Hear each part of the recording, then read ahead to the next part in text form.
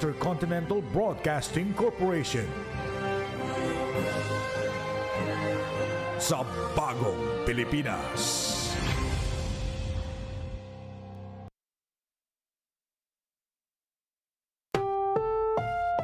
Ang susunod na programa ay rated PG. Patnubay at gabay ng magulang ay kailangan sa mga batang manonood.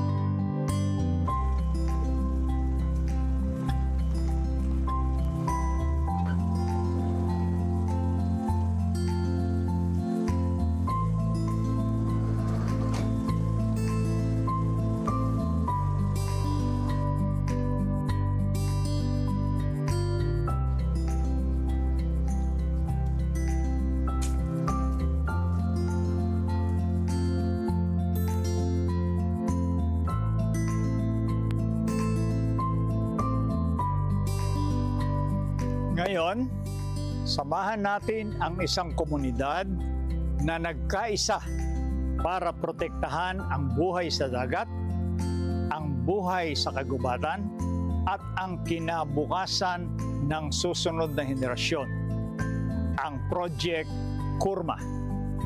Ako si Bob Ferrer at ito ang Good Stories. Sama ka, kwento natin ito.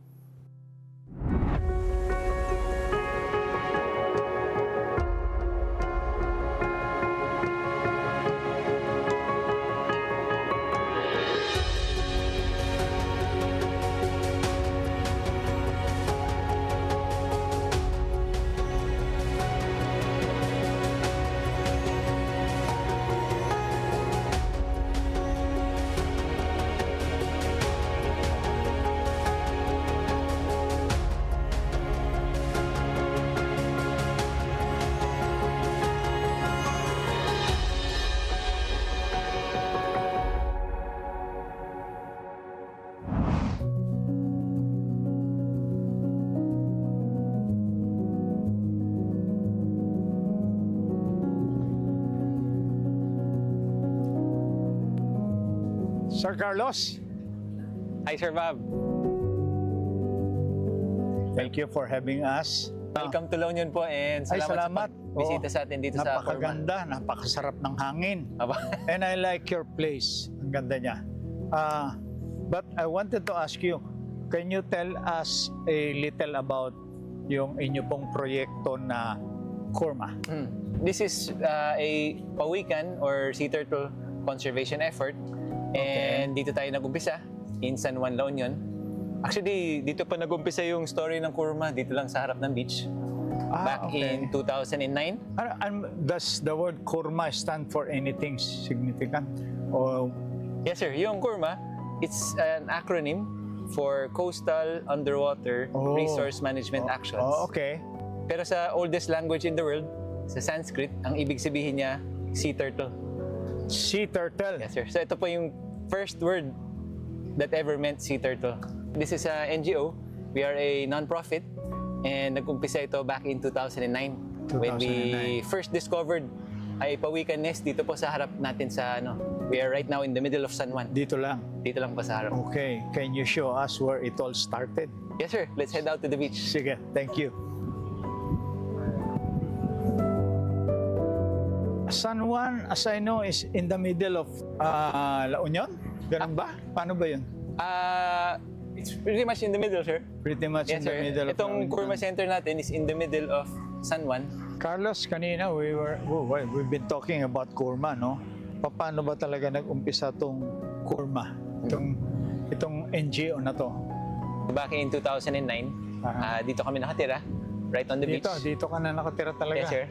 And one morning, yung mama ko, tsaka yung sister ko, lumabas sila sa beach. And then dito sa harap Yung natin. stroll. Oh, sure. Labas lang sa beach, lakad-lakad. Tapos may isang nest ng pawikan na nag-emerge dito sa harap. And this was the first time namin makakita ng pawikan. And so, syempre na-excite kami. Anong klaseng pawikan ba to? It was a magical moment for you guys. Yes, sir. It just happened. So, ni-research namin anong klaseng pawikan ba siya, bakit ba siya nandito. And through the research, nalalaman din natin na at that time, yung poaching, yung illegal hunting, napaka-rampant pala. Rampant dito. Oh, sir. So, this was how you got involved into this NGO project. Yes, sir. So, nung nalaman natin yung situation, na ito pala, nesting area pala siya ng endangered pawikans. Tapos, nalaman natin na grabe pala yung poaching. Opo. So, naisip natin, we had to do something about it. Okay. So, doon po nag-umpisa yung idea of protecting the pawikans. Initially, so my sister was the one who actually started the program. Ano ba ang role ng pawikan sa overall environment natin? Yung kalikasan. Ano yung kanyang contribution sa kalikasan? Yung pawikan, sir, they actually call them a keystone species. So sa isang ecosystem, yung mga pinaka-important na species that help protect yung balance, ang tawag sa kanila is keystone. So sa ating dagat and the coastline, yung pawikan, keystone species. Kasi ang dami niyang contribution to the ecosystem. Like what? Sir, like for example, sila yung kumakain ng dikya o yung jellyfish. Okay. So, Hindi ko alam yun, sir. Yung mga jellyfish. Jellyfish, kinakain ng pawikan, Sir. Hindi sila affected ng sting. Tapos, yun talaga yung part ng diet nila. Oh, wow. So, like here, yung sinasabi natin sa tourism industry, kung mawala yung ating pawikan, dadaming jellyfish. Pagpunta nyo dyan, puro kayo tama. Sir. Masisira yung tourism natin. Puro jellyfish sting kayo. Yes, sir. Local livelihood, ma-affect. Isa pa, sila yung tumutulong sa coral growth. Yung sila din po ang nag-aalaga ng seagrass Ang dami beds. niyang role, Opo, ang dami silang ginagawa sa dagat. Naka-encounter ka na ba, Carlos, siyempre sa tao, di ba, may pinanganganak na may kulang na gano'n, may kulang na bahagi ng katawan. Merong gano'n din ba sa pawikan? Yes, sir. Actually, in the recent years, mas napansin natin na mas dumadami yung abnormalities. Bakit kaya? Would you... Some of the specialists, ang pina-point out nila is yung climate change kasi napakainit na ngayon. So, naapektuhan sila. And the other one is yung pollution. Pollution, Kasi grabe na yung pollution sa dagat. Madumi na, no? Madumi na. Yung mga mothers na apektuhan sila, they're exposed to this. Meron ka bang personal experience ng inalagaan mo na medyo kailangan ng tulong ng isang pawikan or several of them? Meron ka bang experience dyan? Yes, sir. Right now, in fact, meron tayong isang pawikan na nandito. Through the years, we've released over 52,000 na baby pawikans. And this is the first pawikan na hindi namin mai-release. Bakit? Kasi siya po, nung pinanganak siya, maiksi yung kanyang flippers. So yung front flippers nila, 4 lang flippers sila, di ba? yes, sir. 2 sa harap, 2 sa likod. Aba. Yung likod, para paan nila yan, no? Aba. Yung harap, parang kamay nila, yung arms natin. Yes, sir. So, sa kanya, parang maikli yung harap. Maikli yung harap niya. So, hindi siya maka-properly... Opo. Ang main challenge niya, hindi siya nakakasisid halos. So, hindi siya makakakuha ng pagkain. Tapos, susceptible siya sa mga predator. Kasi nakalutang lang Of course. siya. Halos hindi siya makasisid. Hindi niya kayang umiscape. Opo. Di ba? Yes, sir. The chances of survival ng isang baby pawikan na maging adult is only 1%. So, wow. So, napakaliit. Liit, ano? Kaya ito po, yung challenges niya, hindi namin siya mai-release. Oo. So, at the moment, we have this particular turtle dito po. Can you show me? Yes, sir. Nasa captivity siya, siyempre. Opo, Kasi andito siya tinuturuan pa siyang mag-survive. Opo, he can survive out there and Oo. hopefully, Oo. at some point, may release din natin siya. Sige, can we Yes, sir. visit? We'll show May you. pangalan ba yung pawikan mong yan? Opo, yung pangalan niya is Pebble. Pebble? Opo. Ano yung babae? Right now, hindi pa natin sigurado. Hindi pa alam. After 10 years usually. Pag nalaman na natin babae talaga yan, tawagin natin Pebbles. Lagyan natin ng S. Halika, gusto kong makita si Pebble.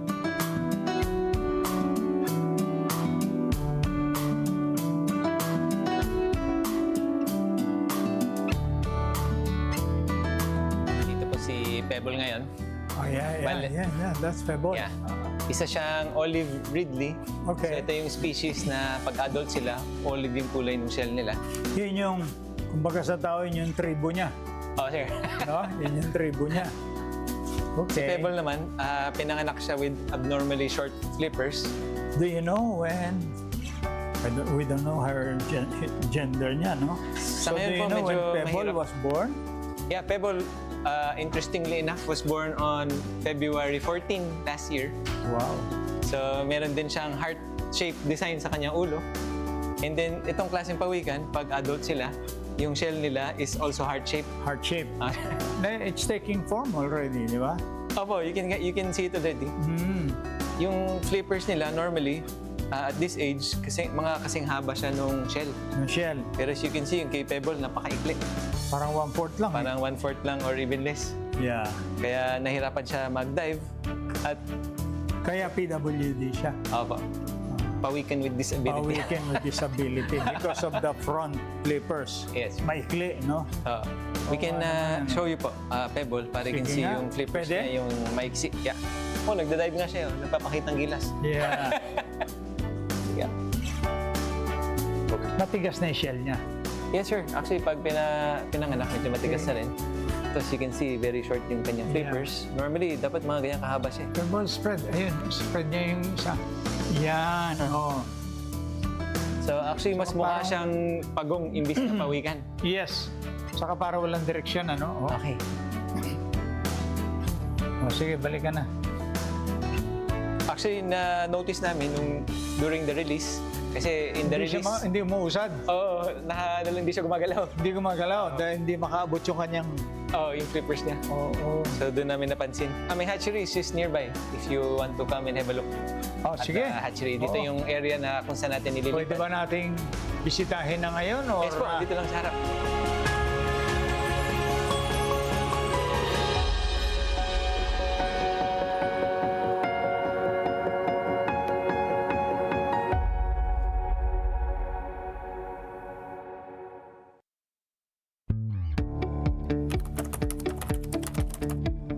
Truth is very important. It fosters trust, accountability, and connection. It all begins with the truth. But I believe that even though all of those things begin with truth, I also believe that it should be delivered with compassion. Truth is the core of everything that we do, and in an era where miscommunication and misinformation is very evident, I think it's very important that we deliver credibility and that we uphold, strong power of delivering not only factual but human news to everyone. Truth is the foundation of journalism. People rely on us for information.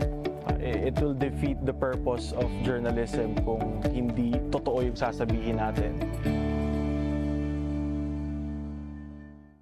The Cine Bata Video Festival is calling for submission of video entries for, by, and with children. Submit videos with the theme, Hear My Voice. Deadline for submission of entries is on July 31, 2026. For details, visit or contact the following.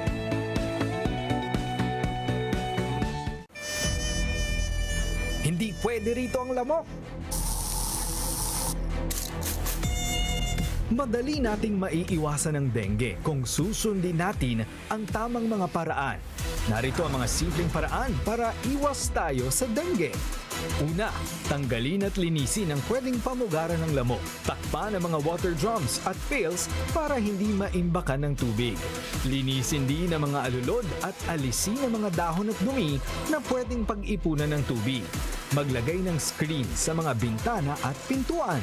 At huwag kalimutan, itapon ang mga gamit na hindi na magagamit tulad ng lata, bote at jar na pwedeng pamugaran ng lamok.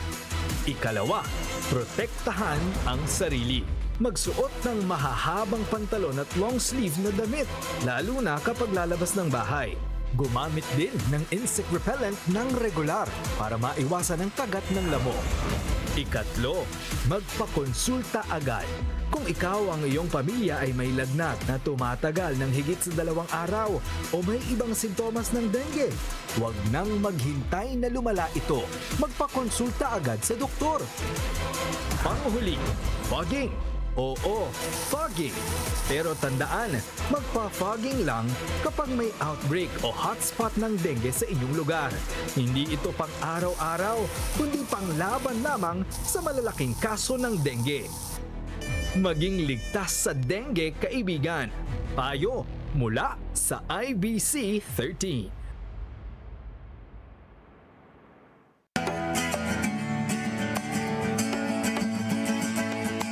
I am Riza Joy Abat, and I am the designated Municipal Environment and Natural Resources Officer of San Juan. May dalawang mukha kasi ang tourism when it comes to conservation ng ating wildlife. So in San Juan, we have our marine turtles, no? So una, of course, minsan ang tourism ay nakaka-disturb sa ating wildlife, specifically yung kanilang nesting season, lalo na sa gabi. But on the other side naman, tourism can also help with conservation kasi when they come here, we will be given the opportunity to show what we have and to show them how we conserve this species.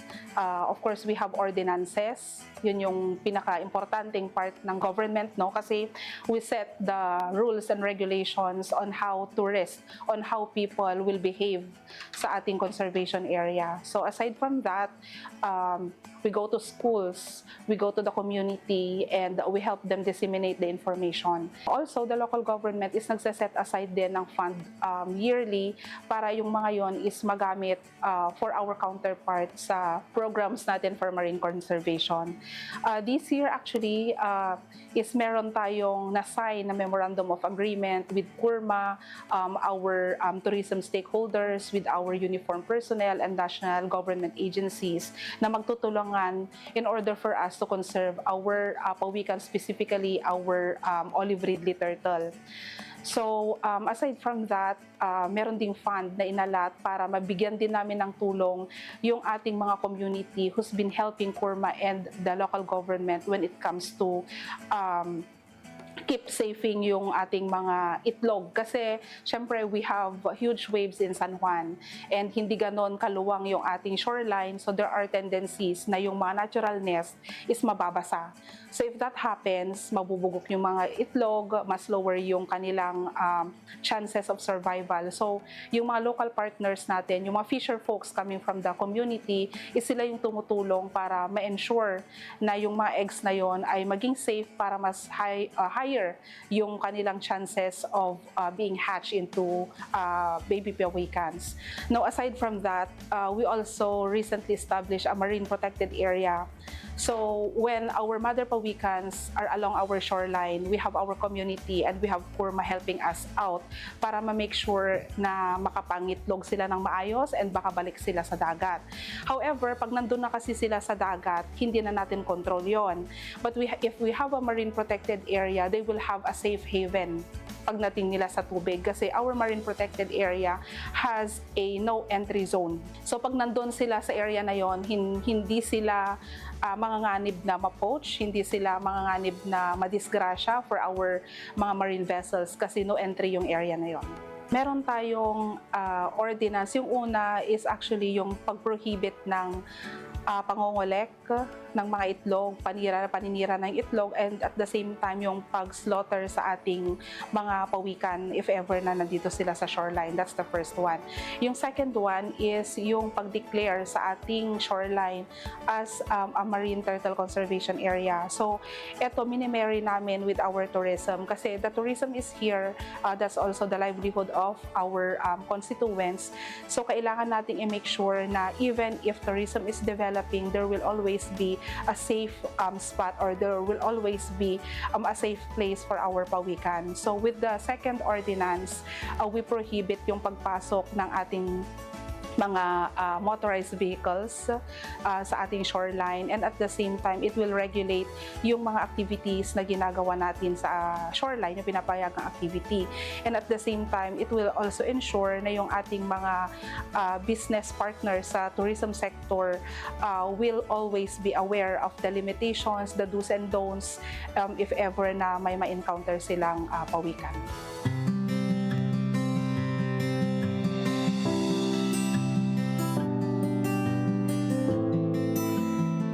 My name is Venki. I'm the Director of Programs for CURMA. I have been volunteering for CURMA for almost 4 years. That's actually a long story because before I volunteered for CURMA, I was doing my corporate life in Europe. So I was working as an energy consultant for 10 years. And at that time, life was very stable. It was, the pay was good, the life was stable, but it didn't feel fulfilling. So post-COVID, I started doing a bit of soul searching, and I just stumbled upon L'Avignon. And ever since I came to L'Avignon, I met the founders, and that was what they do here was very inspiring, and that prompted me to leave everything from Europe and just start volunteering here. Pawikan resonates very deeply to me because ever since the life of a pawikan reminds me like it is a story of resilience. Ever since it's born to its adulthood, it has to face a lot of resilience and challenges. And somehow that's how I felt when I was doing my corporate career, because despite everything was stable, everything looked good on paper, but it just didn't feel fulfilling, and I was feeling more lost. But then I came to L'Avignon. The culture was different. I experienced my typhoons. Despite every challenges, the fact that there was a community here supporting each other just reminded me of the resilience of the pawikan mentality. So that I felt like home here, and that's why I started volunteering here. CURMA is like my home to me. So it is my second home, and I will, no matter what the situation is, I will always volunteer for CURMA because I resonate. Like the turtles, L'Avignon as my home now.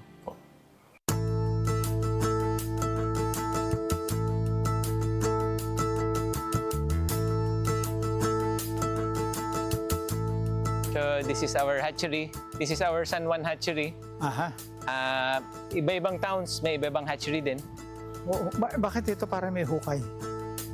Apo, so yan, ang ibig sabihin niya, yung itlog sa ilalim, napipisa na. Pati yung kanyang... Oo, mayroong marker lang yan eh. Bumabaw na rin. Oo. Okay. Kasi yung itlog, pag napipisa, nag-create siya ng space. Okay. So dito, nililipat natin yung eggs. So mabantayan natin, ma-increase natin yung hatching rate nila. And then, pag sila nag-emerge, we can help guide them. Mga ilang itlog ang mahahatch dito sa isang ganyan? So per nest, ang average na is 100 na itlog. Ito? Isang bilog na ganyan? Yes, sir. Isang 100? ganyan. Ang average nest ng pawikan yun. Mga 100 na itlog. Lahat yung makakarating sa dagat? Yes, sir. Pero doon na sila magwa 1% survival? Ay, yung 1% is usually yung buong process. So in nature, kung wari wala tayong intervention, wala tayong ginawa, yun yung usual ano nila. Yun yung usual nila. So isang ganyan, more or less 100 eggs? Mga average 100 na itlog each nest. Wow. Ngayon po, we have we have 80 nests. So around 8,000 na eggs. 8,000 eggs.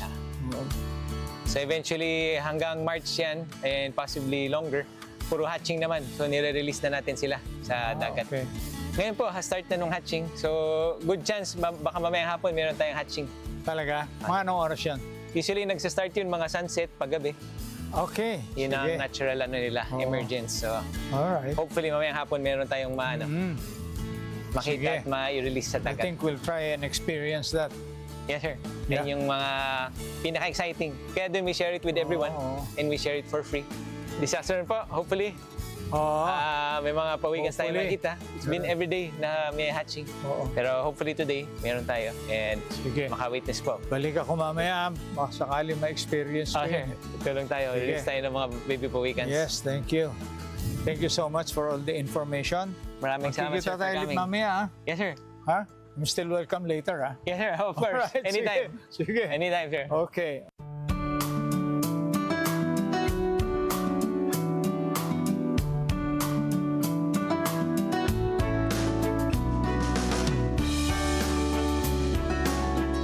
My name is RB Margaret Ambros. I am from Benguet State University and I take Doctor of Veterinary Medicine.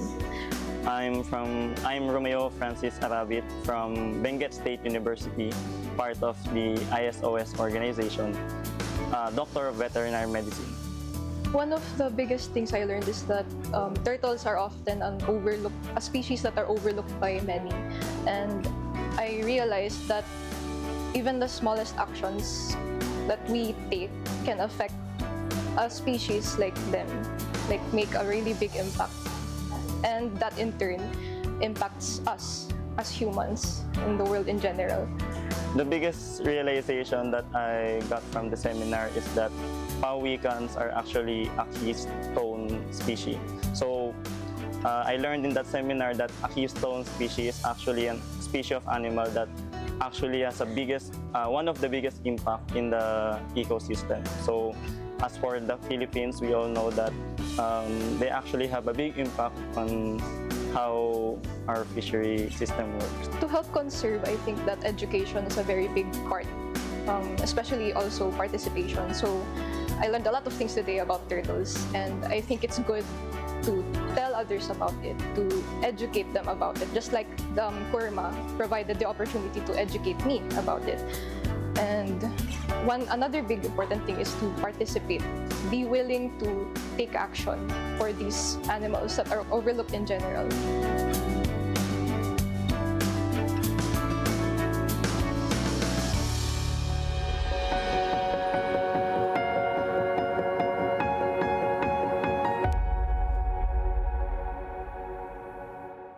Kayo ba ay may mga isyong may kinalaman sa karapatang pantao o pangkalusugan? Isyung legal at pangangailangang medikal, ito ang programang magbibigay payo, tulong para sa mga mamamayang nangangailangan. Kasama sina Congressman Zia Alonto Adyong at Attorney Mix Nograles. Makakasama niyo kami sa paghatid ng kwento at tulong, pag-asa at pagbibigay ng mabilis at di kalidad na serbisyo. Tutukan ang lahat ng ito sa House at Your Service tuwing Sabado, 1:00 ng hapon, dito sa IBC 13 at Congress TV. Abangan ang talakayan ng mga kabataang may talino, may tapang at may puso. Lahat ng mga estudyante ay may karapatan sa pag-aaral. Naiintindihan namin yon. Pero ang tanong, feasible ba yung pinapropose ninyo? Ang tinig ng kabataan, ating pakinggan dahil ang bawat argumento may punto. Kasama sina Faith Santiago, Princess Jordan at Kuya Jude Asidre. Balitaktakan, tinig ng kinabukasan tuwing Sabado, 6:00 ng hapon dito sa IBC 13 at Congress TV.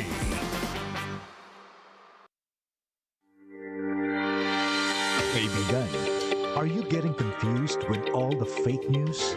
IBC 13 will guide you with steps to determine fake news. Check the source. If it's reliable, take a background check on the site, its writers, and its mission. Check the credibility of the author. It might give you an idea on how trustworthy the author is. Check the date of the news or article. Sharing old news might confuse recent events. Look for supporting sources. Gather data and info to support the story. Ask the experts. It's another way to get credible info and data to support a story. Assess your own belief. This might affect your judgment when considering news to be fake or not. You won't get confused with fake news anymore. Here on IBC 13.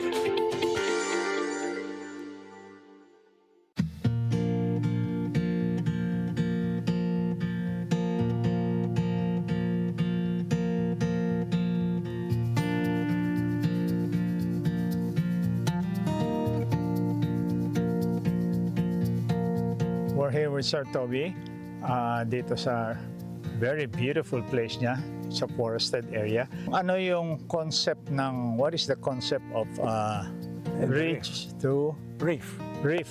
Oo. Right, kasi may bundok. May bundok at may dagat. Yung dagat. Yung Oo. coastal. Ano ba yung concept? What's this connection between the two? Actually, it was the Ridge Reef was being pushed by the Department of Science and Technology years back. But how to model it was always a problem. It was a challenge. Right. Now, and also how to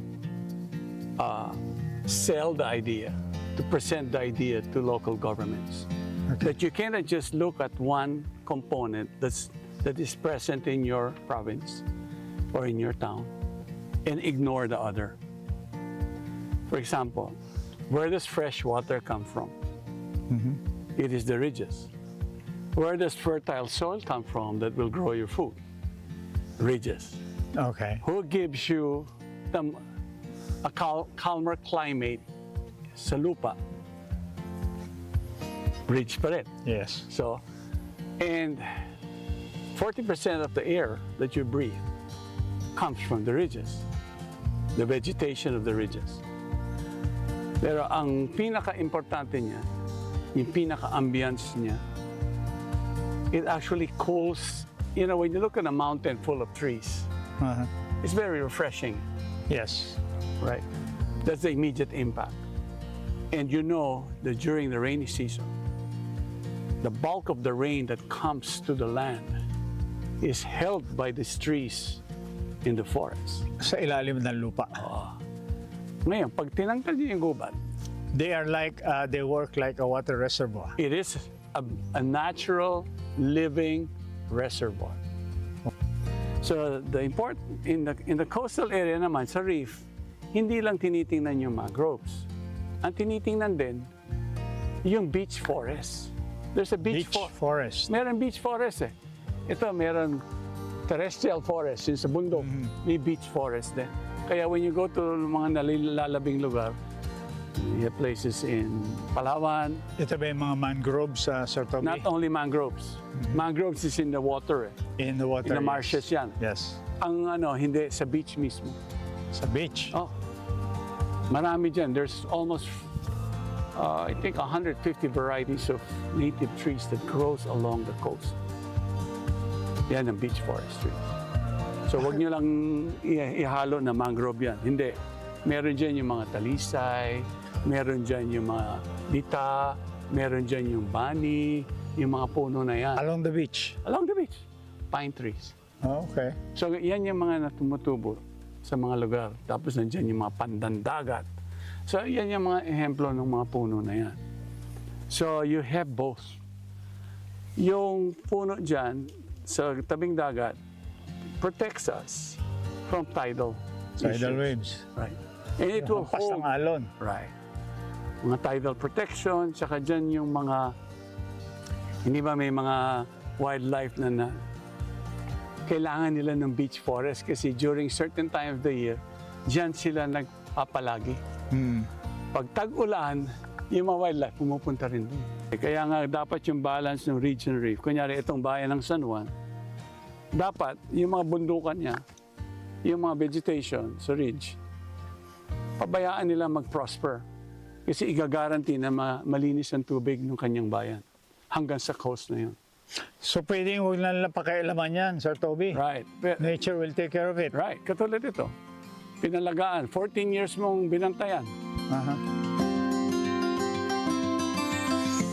Water in the village, in the school, in the rice fields. Immediately nabubuhay yan. So bumabalik lahat yan. Eh ang La Union, 30, mga ano lang kami, only 3 months a year yung wet season namin. Matagal na yung 4 months. Pero when you're in this region, a rainy season is very short.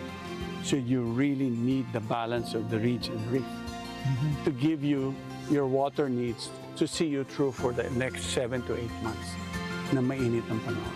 Nature ang magdidikta sa tao, wag tao nagdidikta sa nature. We use that word so much, sustainability, how to run this and business and all of that. The Philippines was gifted with 35 million hectares of forest. So sustainability, Sir Toby, has to do with diversity. Yes, that's one. And then there's diversity, there's resiliency. There's resiliency, And yes. kasi mabilis yung recovery. Mabilis. Oo. Nagtutulungan lahat yan. Pag tinignan niyo yung mga punong niya, tingnan niyo dito, binagyo kami. Oo. Nagas yung mga dahon, yung dahon pumunta sa baba. Magiging fertilizer yan pag Nabubulok. nabulok. Oh. Yeah. Tapos, pag napansin ngayon, pag nasa ganito ka, ako, pansinan ko talaga, uy, pag binabagyo pala, ganitong recovery niya, nag-uumpisa sa ilalim. There's a natural whole cycling system in nature. Kaya nga, pag inintindi nyo yung nature, may panahon yan, yun nyari, ridge and reef, no?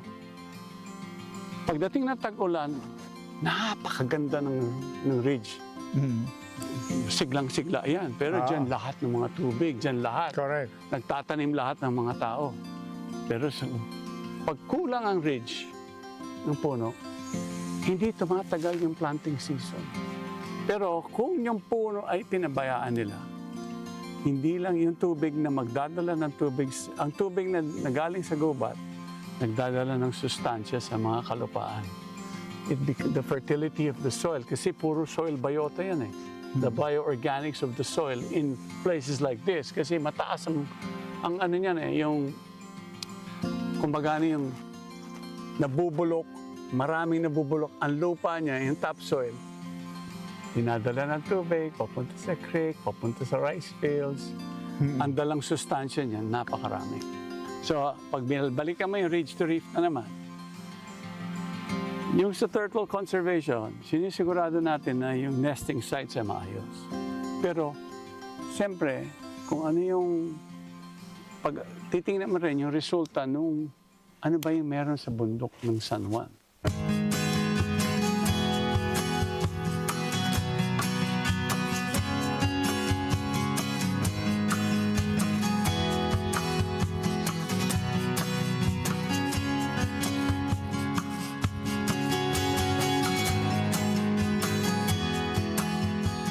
Sir Toby, I wanted to ask you, no, your advocacy of ridge to reef advocacy, no? Ano po ang mga future plans ninyo, if any, tungkol po dito sa advocacy na ito? What more do you want?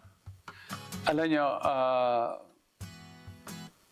with CURMA, ang objective niyan eh to make go nationwide. CURMA is taking care of the pawikans. Yes, ito yung Coastal Underwater Resource Management Act. Yes. But CURMA is not just for the pawikans. CURMA has to do with the marine protected areas, which is kasi ang feeding grounds ng mga marine turtles. Kung saan sila mangingitlog, they don't just come here and nest. They wait at least 2 months, they hang out. There's an ancient saying nga that the mother turtle would meditate upon the eggs that she laid on the beach. And she will stay until the duration when her eggs hatches and goes out.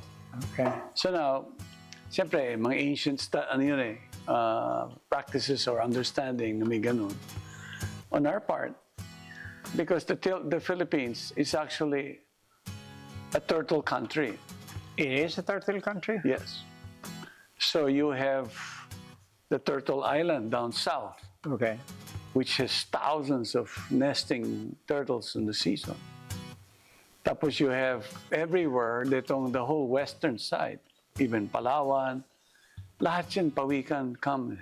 Even in Cavite, in Ternate, those places, pawikans would come and nest. But it's been common knowledge kasi yan eh.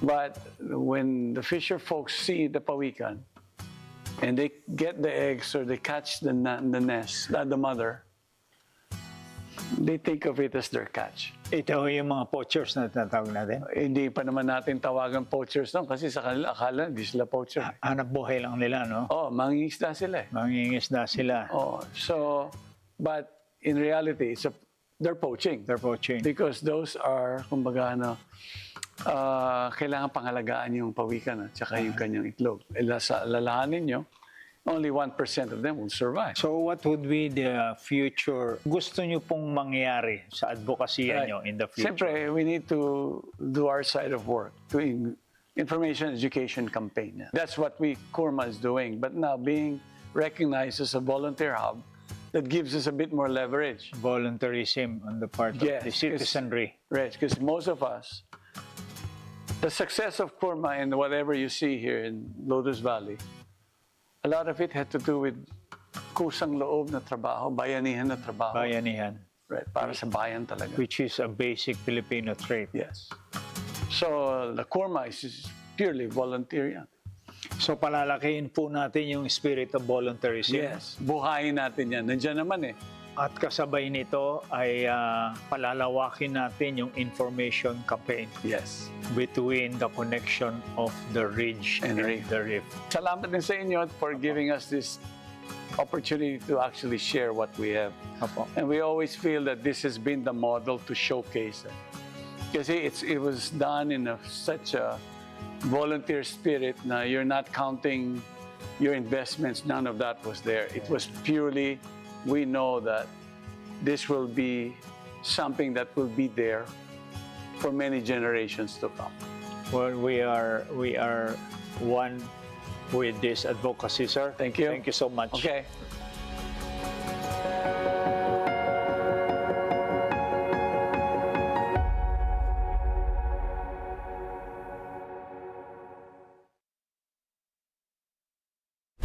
Ano nga ba ang nangyari sa ikalawang linggo ng impeachment trial ni Vice President Sara Duterte? Operation Romanov na sinasabing banta sa buhay ng Vice Presidente at naging ugat ng kanyang grave threats laban sa First Family, nagmula pala kay Mayor Baste Duterte. Ilang testigo ng prosekusyon hindi na padadaluhin sa paglilitis.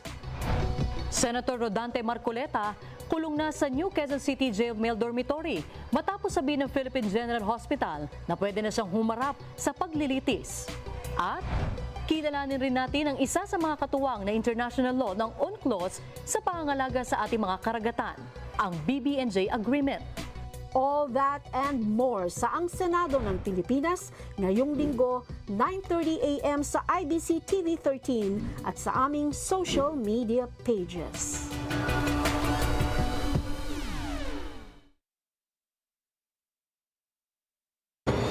Bagong Pilipinas. Mahalaga ang kapakanan ng bawat isa. Lahat ng aspeto ng lipunan pinagtutuunan ng pansin ng pamahalaan at ni Pangulong Ferdinand R. Marcos Jr. Bagong Pilipinas, PBBM, Lingkod ng Bayan. Tuwing linggo, alas 8:30 ng umaga. Alam mo bang may dengue outbreak sa ilang bahagi ng bansa ngayon? Ang dengue ay isang flu-like illness dulot ng kagat ng Aedes mosquito na may dalang virus. Pwedeng maapektuhan ito ang halos lahat ng tao, mula sa sanggol, bata at matanda. Ano ba ang mga sintomas ng dengue? Kasama rito ang mataas na lagnat, pananakit ng ulo at likod ng mata, pananakit ng katawan o kasu-kasuan, pamamantal ng balat at pagkahilo at pagsusuka.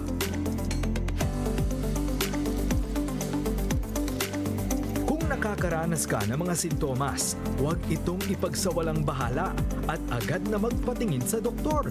Kasabay nito, makakabuti rin ang magpahinga, uminom ng maraming tubig, kumain ng masusustansyang pagkain at uminom ng paracetamol. Walang lunas sa dengue, pero may magagawa tayo para maiwasan ito. Maging ligtas sa dengue, kaibigan. Payo mula sa IBC 13.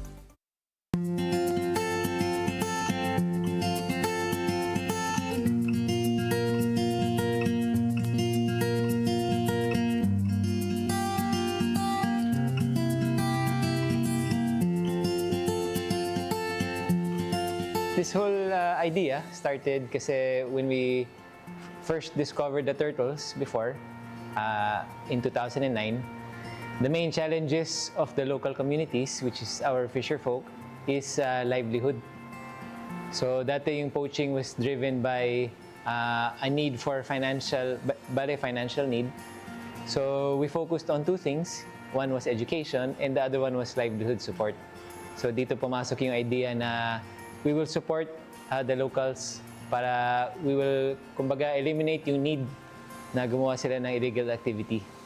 So doon po nag-start yung idea for livelihood support.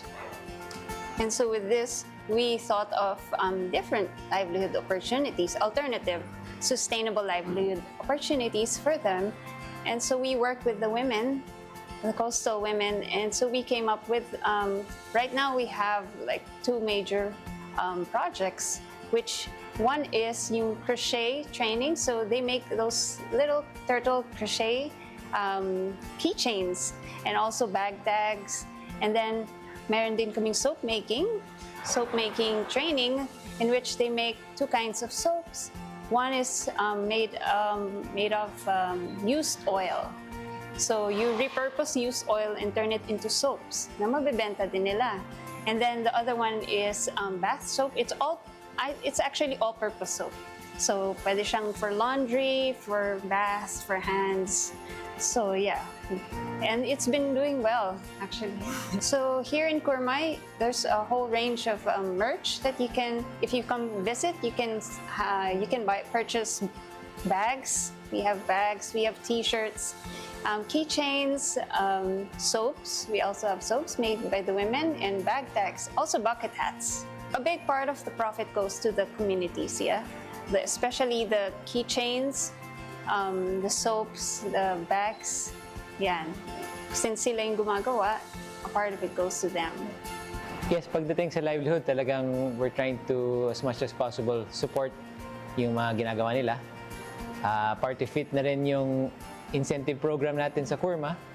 So pag may nakakahanap ng itlog ng pawikan or may nakaka-report or nag-turnover ng sea turtle, meron silang incentive na nakukuha. Yeah, we're also exploring other livelihood projects. So part of it may be sewing, repurposing scrap fabrics and turning it into different products like bags, mga stuffed toys. Yan. So that's something that we're looking forward to this year.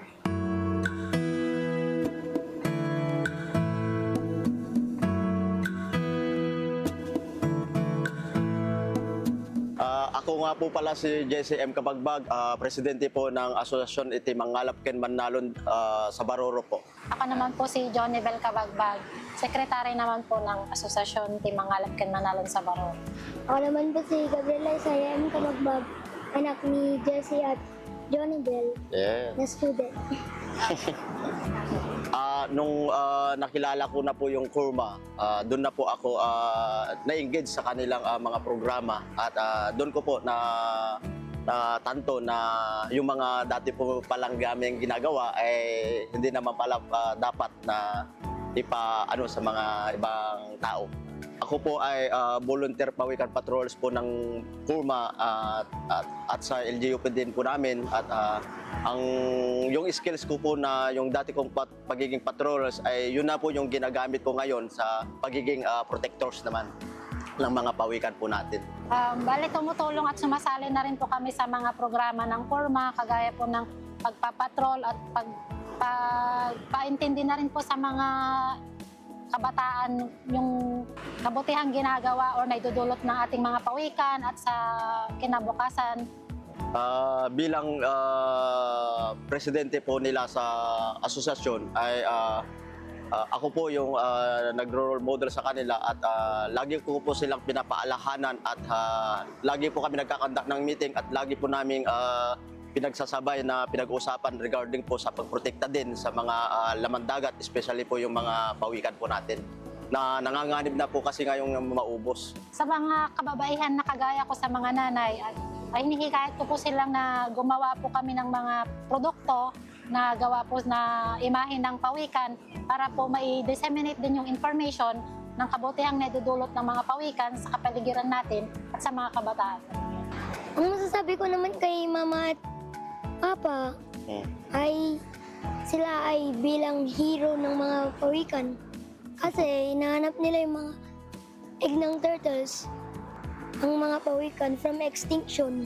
Una po, yung naitulong po sa amin ng CURMA ay yung pagka makahanap po kami ng turtle, may mga incentives po na ibinibigay sila at yung mga incentives na po yun ay yun po yung naipon ko para maipundar ko po yung tricycle ko po na gayon po katuwang po sa pagkakaroon po pa ng extra income po.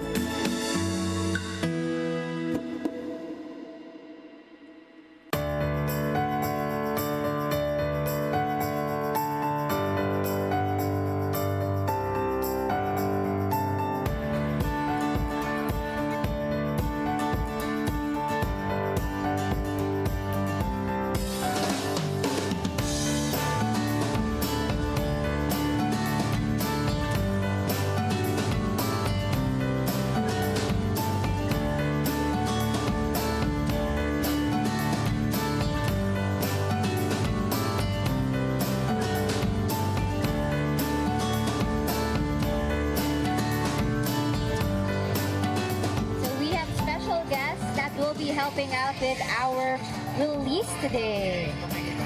So for them to make it past this section, we're able to increase their chances of survival. So this afternoon is very simple. We just want to make sure that every single one of them makes it out there. And by doing so, we increase their chances of survival. So does that sound good, guys?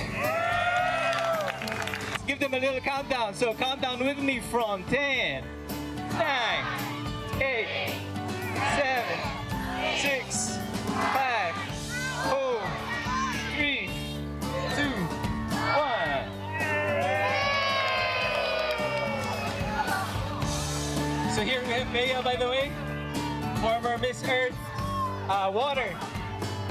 And we have Sir Bob from IBC 13. Let's give him a round of applause, please.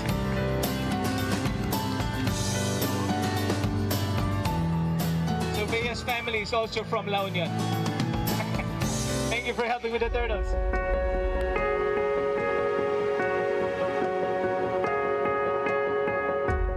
Sa bawat pawikan na pinakakawalan sa dagat, kasama rin ang pag-asang muling binubuhay. Ang mga hakbang na ito, mula sa pagbantay sa baybayin, pagprotekta sa kagubatan, at pagmulat sa komunidad, ay patunay na kapag ang tao ay natutong magmalasakit, kayang maghilom ng kalikasan. Kita-kits ulit tayo sa susunod na linggo para sa iba pang kwentong nakaka-inspire dito sa Good Stories.